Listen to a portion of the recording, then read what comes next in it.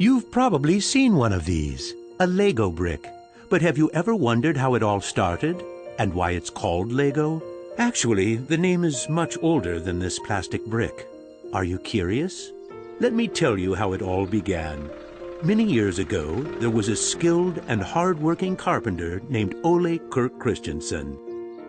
Ole was a respected carpenter with his own company, but times were hard, so he didn't have much money and had to dismiss his last worker.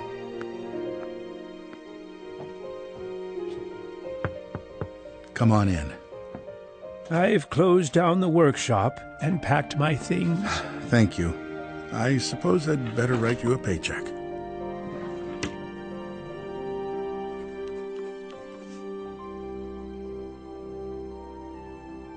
Take care.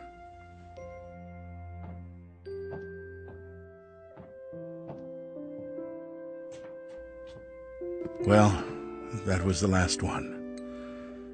I just didn't imagine that it would come to this. I know. It's hard to understand. But at least now it can't get much worse. But it did get worse. Shortly after, Ole lost his wife. But Ole was a special person. He wasn't the type that gave up. And with the responsibility of his 4 sons, he had to think of something. Ole had gotten an idea, and for him, it never took long to put an idea into action. Ole's little invention made his boys so happy that he thought maybe he should start making toys. Ole decided to give it a try. Luckily, he had saved up a lot of wood from the carpentry production. He could now use it to make toys. Time passed by, and even though Ole was a skilled carpenter and had a good eye for quality and detail, sales were very slow. Luckily, one of his sons, Gottfried, started helping out his dad after school. Together, they just barely managed to keep up the production. Eventually, word began to spread that wooden toys of the finest quality were being made in the little workshop in Billund. One day, a man drove into town, a man who would change Ole's future. He was a wholesaler from Fredericia. I've heard that you're making some very nice wooden toys. Well, one does his best. The wholesaler was very impressed with all the wooden toys and placed a big order before he left. Now there's finally someone who can see the opportunities in what we're doing. Look at this.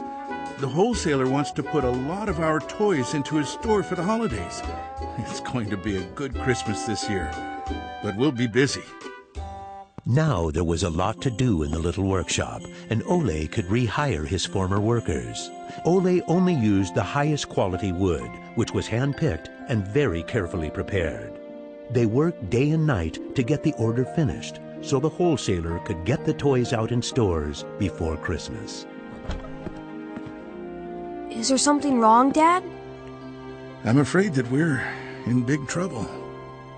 In the middle of their work, Ole received a letter saying that the wholesaler had filed for bankruptcy and couldn't buy the toys that he had ordered. But what are you gonna do? What about Christmas? Now we can't even afford food?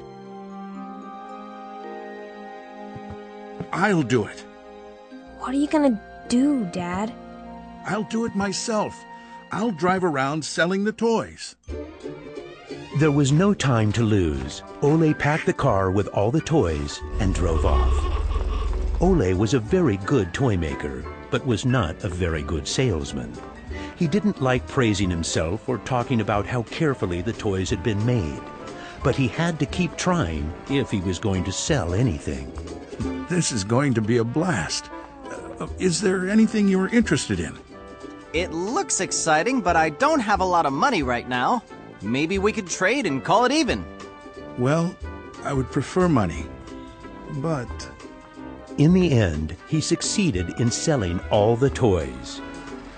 He didn't receive as much money as he had hoped, but the family managed, and they had plenty of food for Christmas.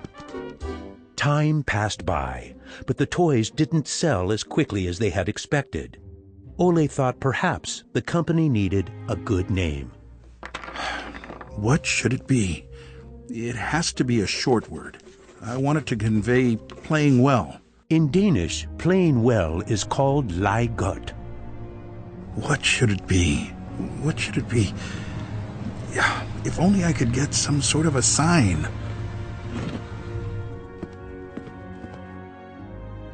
Lego. As you can see, Ole himself ended up finding a very suitable name. But what he didn't know was that in Latin, the word Lego means I put together.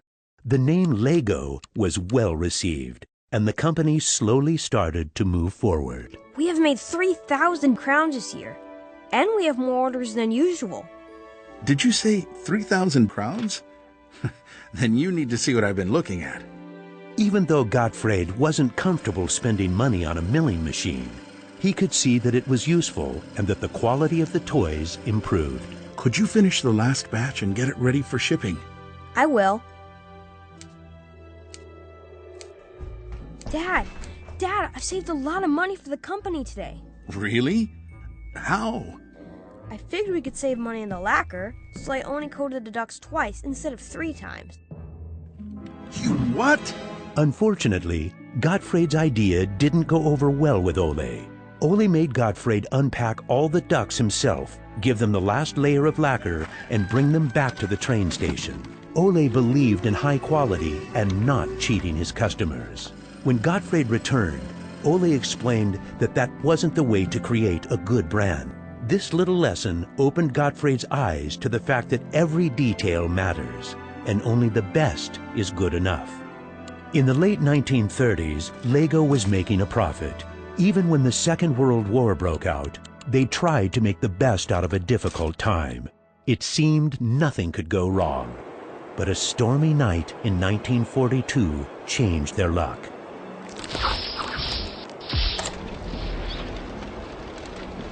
There's a fire! The workshop is on fire! But when the firemen arrived, they were unable to save the workshop. It burned to the ground, and all the drawings and models were destroyed. Ole was beginning to lose hope. All that he had worked for was gone, and he almost lost his company. But being responsible for his children and workers inspired him to rebuild Lego. A new factory was constructed. Soon the production of wooden toys started again.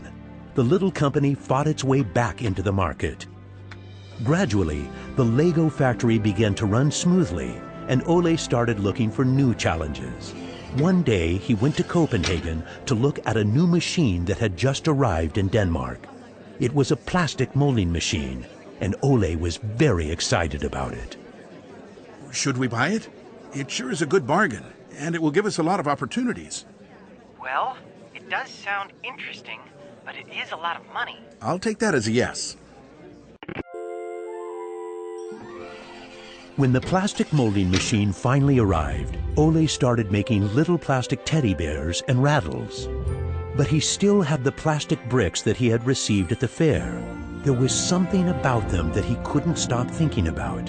And even though no one else could see the potential in them, Ole decided to redesign and put them into production. But it was when Lego first launched the Gray Ferguson tractor that the plastic toys became a success. Unfortunately, the sales were dropping during the summer, and the company had too many toys in stock. This can't be right. Of course our products can be sold the whole year, not only for Christmas. Gottfried decided that he would go out and sell the toys himself. Gottfried brought his wife Edith as company and moral support. If you can't get cash, then we need butter and eggs. Well, it wasn't that bad.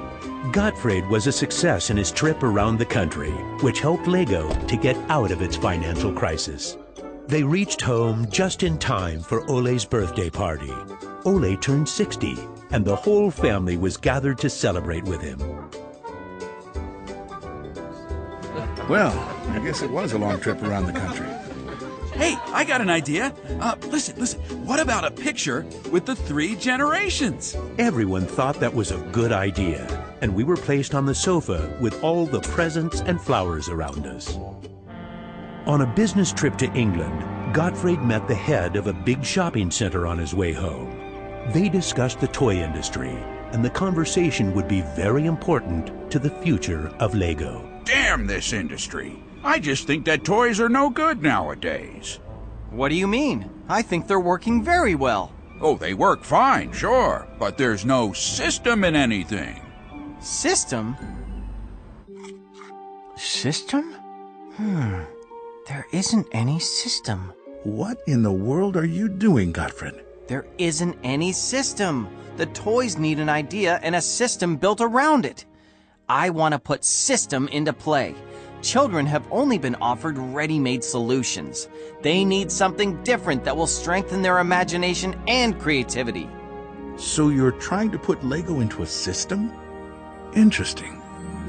That same year, Lego started producing the first Lego system of play.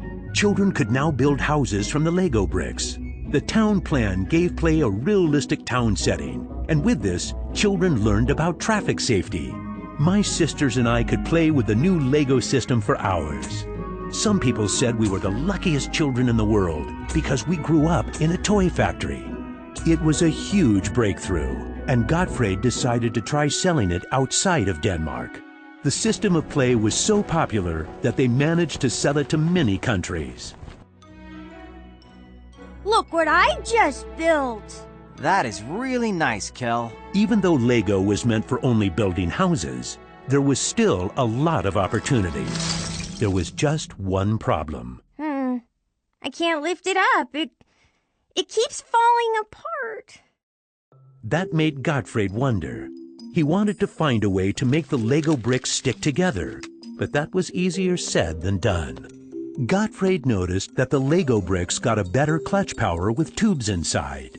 Now it was no longer just bricks, but a whole construction system with endless possibilities. This was groundbreaking for the Lego product. With a child's imagination, Lego could be anything in the world, over and over again. The imagination is the limit. Look, Dad! Now I can build everything! Unfortunately, Ole never got to see how successful the little brick actually became.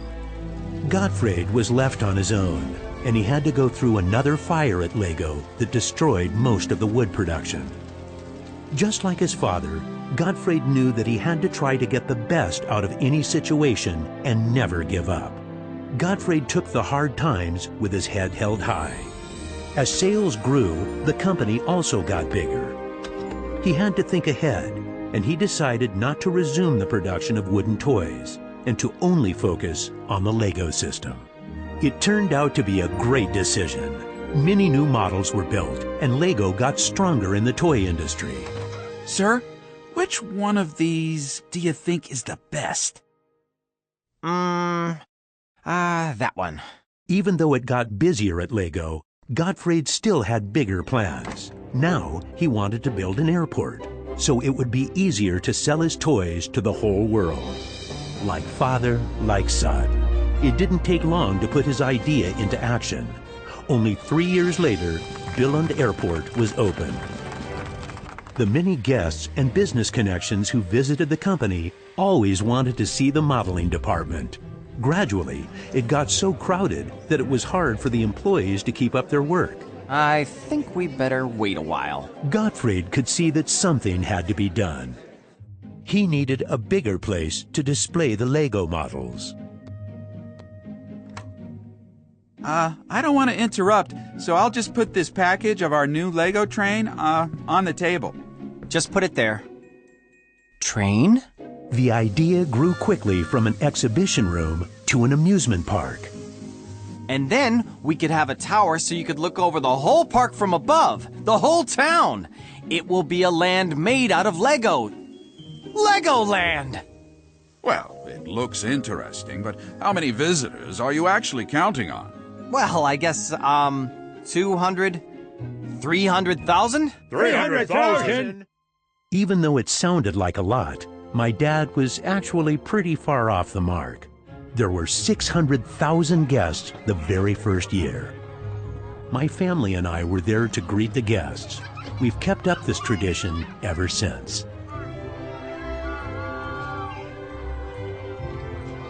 Now you know how it all began. Lego wouldn't be what it is today if it hadn't been for my grandfather's sense of quality and search for perfection. My father firmly believed in the endless possibilities of the Lego system. I seek to take the Lego idea even further, encouraging children to explore, experience, and express their own world, a world without limits. And we are still convinced that only the best is good enough, because children deserve the best.